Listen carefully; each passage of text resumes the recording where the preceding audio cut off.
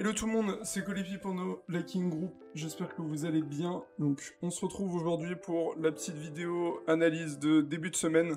Donc au programme, comme d'habitude, le marché crypto, les marchés américains parce que ça reste un driver important et quelque chose qui a surveillé selon moi. Et on va également passer sur le DXY et les taux obligataires parce que c'est également des indicateurs très intéressants concernant l'inversion au risque des intervenants. Donc on va commencer directement par les marchés obligataires. Donc concernant le marché des taux, donc on a le DXY ici, indice de force du dollar, on ne le présente plus, je pense que vous le connaissez. Ici on va avoir les taux obligataires américains à 10 ans et ici le pétrole qui est aussi un indicateur intéressant en termes de risque, mais dont on ne parlera pas énormément aujourd'hui. Donc le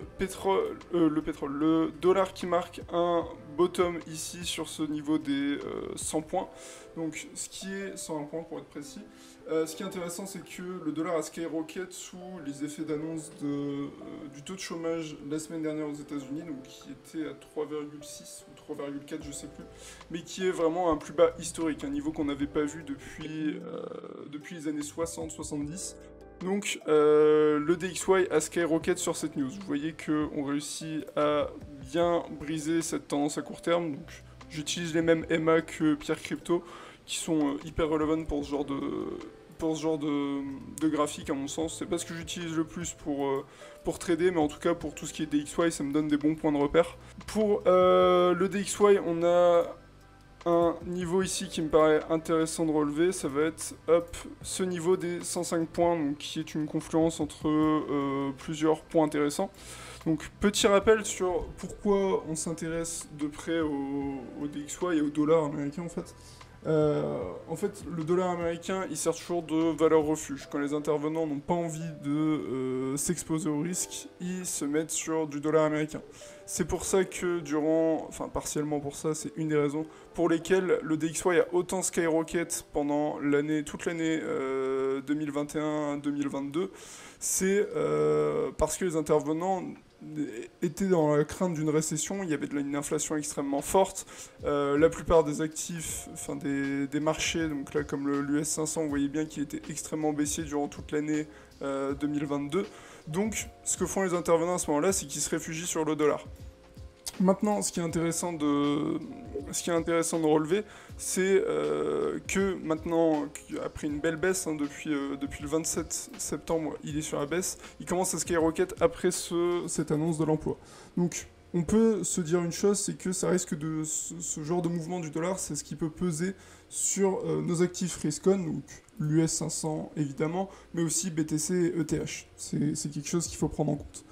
De même pour les taux obligataires à 10 ans, donc, qui sont assez similaires, vous voyez qu'ils ont marqué un plus bas pareil au moment de l'annonce du taux de chômage et qui commencent également à se relever. Donc qui ne sont pas à des niveaux extrêmement élevés, donc, ce qui indique quand même que les intervenants reprennent un petit peu confiance en l'État américain.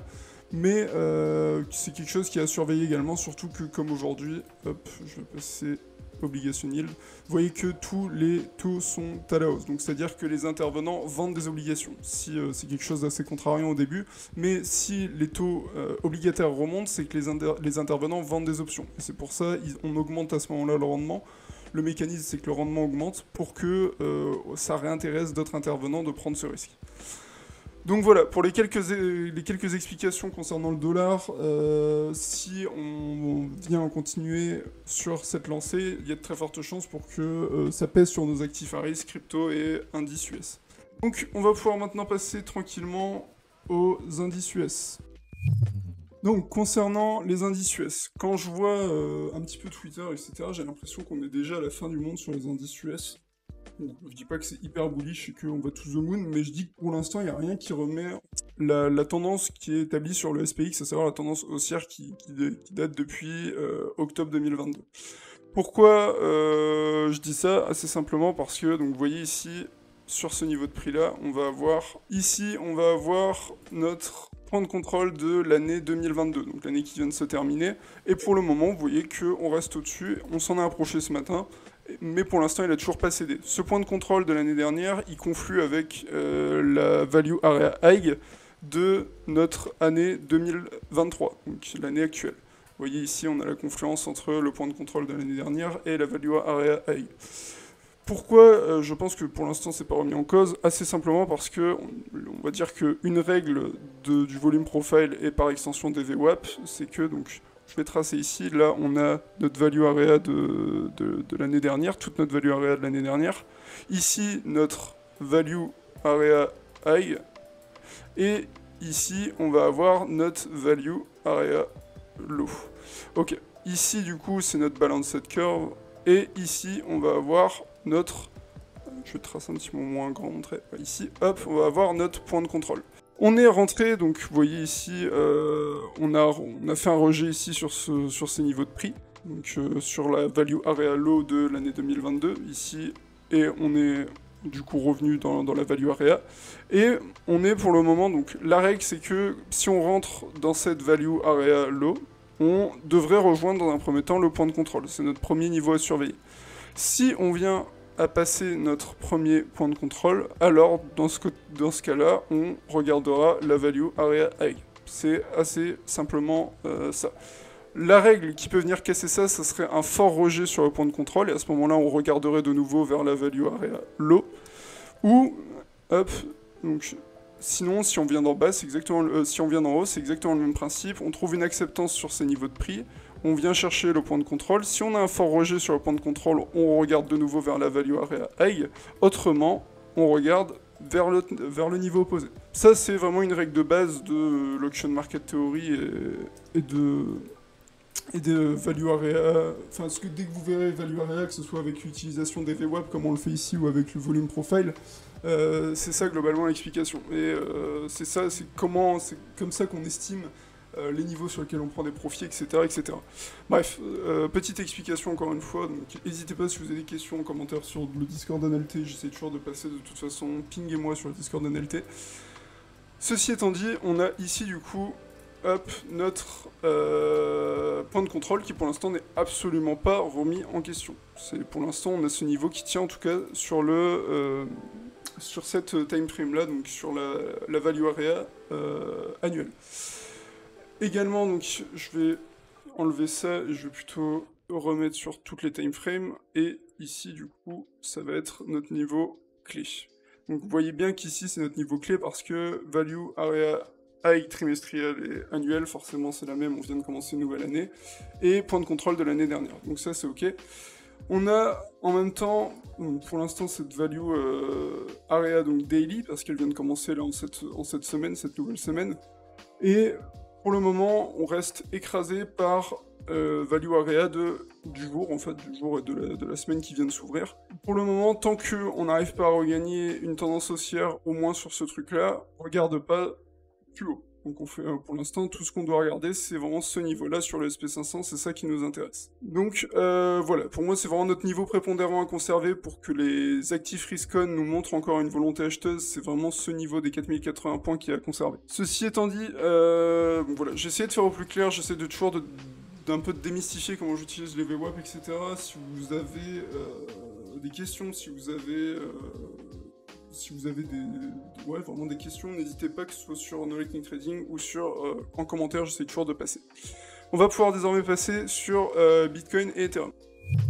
On va pouvoir maintenant passer sur Bitcoin, et là, il y a plusieurs choses à dire. Première chose, on a rejeté déjà ce point de contrôle annuel, donc je vais agrandir un petit peu au fur et à mesure, parce que sinon ça va pas être très lisible pour vous. Donc ici, on a rejeté ce point de contrôle. Vous voyez, hop, ici, on a galéré à le passer. Grosse mèche ici, histoire d'aller chercher un petit peu ce qui traînait, et réintégration. Ça, c'est la première chose à dire. Ensuite, on va donc...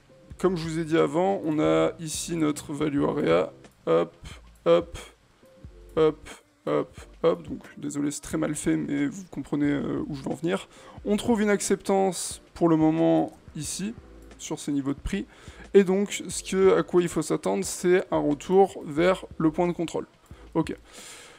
Évidemment, il n'y a pas absolument que ça qui compte, on va aussi avoir ici ce support, ou en tout cas ce niveau de prix sur lequel on a déjà pas mal réagi des 22 300. Si on vient prendre ici, juste en dessous, et que on vient réintégrer, ça devient intéressant également. Pourquoi? Parce que si on vient chercher en dessous de ce niveau et qu'on voit une absorption sur ce niveau de prix et qu'on réintègre, c'est intéressant parce que y a un reverse à jouer sur ces niveaux de prix. Pour le moment, hop, je vais revenir ici. Pour le moment, moi perso, le niveau qui m'intéresse pour jouer un short, ça va être ce niveau-là des 23 000 piles en fait. Donc je vais vous expliquer pourquoi. Il y a majoritairement deux raisons et je vais pouvoir juste garder ces deux fenêtres. Donc pour rappel, ici value VWAP monthly et ici VWAP weekly. Donc dans un premier temps, on a la value area low de la semaine dernière. Ça, elle est ici sur les 23 000, vous le voyez bien, elle s'arrête ici, hop, c'est toute cette zone-là.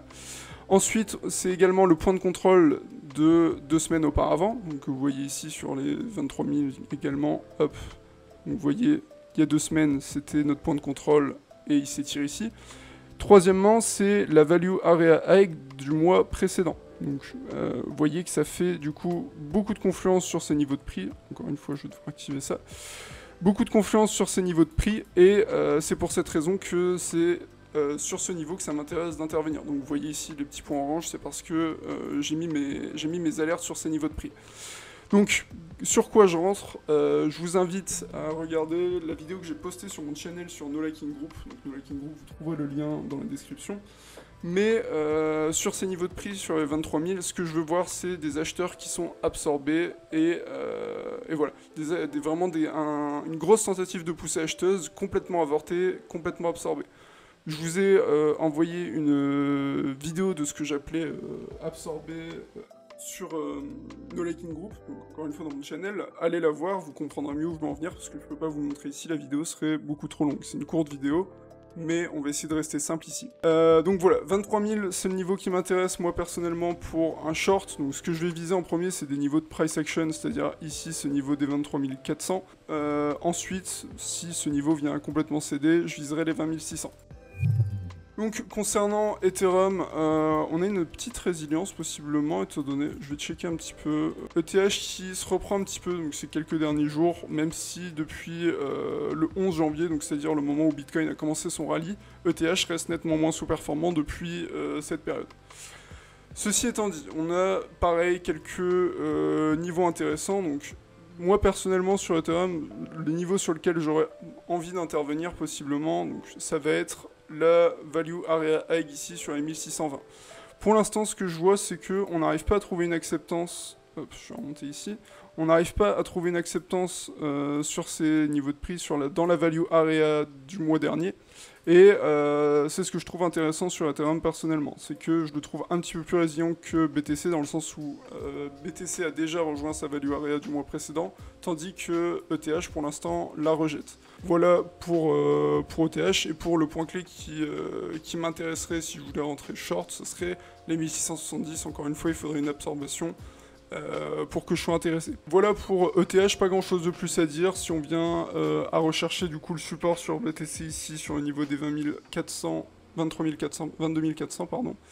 Alors on regardera vers ces niveaux-ci sur ETH, ce sera à peu près l'équivalent on va dire. Et en plus de ça, on a le point de contrôle ici sur ETH sur les 1480. Donc c'est pour ça que vous voyez ici une alerte, c'est parce que c'est un niveau de prix sur lequel je m'intéresserai à ce qui se passe. Dernière chose, et pas des moindres, les altcoins. Donc juste pour regarder un petit peu ce qui se comporte bien ces derniers temps, donc depuis toujours le 11 janvier. On a quand même le Phantom qui prend cher ces quelques dernières heures, donc vous voyez, donc de toute façon il avait très nettement surperformé toute cette période, donc c'est normal qu'il corrige un petit peu plus que ces dernières. DYDX, on voit toujours une bonne résilience avec Océan également, donc c'est deux coins qui résistent particulièrement bien à ce qui se passe en ce moment sur le marché. Et donc voilà, c'est à peu près tout ce que j'ai à dire sur les altcoins. De toute façon, c'est pas quelque chose que je trade activement. Donc j'ai pas envie non plus de m'intéresser plus en détail à ces derniers. Pour le moment, tant qu'on n'a pas une narrative très très forte, j'ai pas spécialement envie de jouer sur les altcoins. Voilà pour aujourd'hui l'équipe, j'espère que ça vous aura aidé, j'espère que ça vous aura plu. Si c'est le cas, n'hésitez pas à vous abonner, laisser un pouce bleu, c'est toujours hyper important pour nous soutenir. Je vous invite également à rejoindre le Discord No Liking Group, dont vous trouverez le lien dans la description. Et pour terminer, pour trader les cryptos, on utilise Bybit et vous trouverez un lien de parrainage dans la description. Sur ce, je vous souhaite à tous une très bonne semaine et surtout un bon trading. Salut!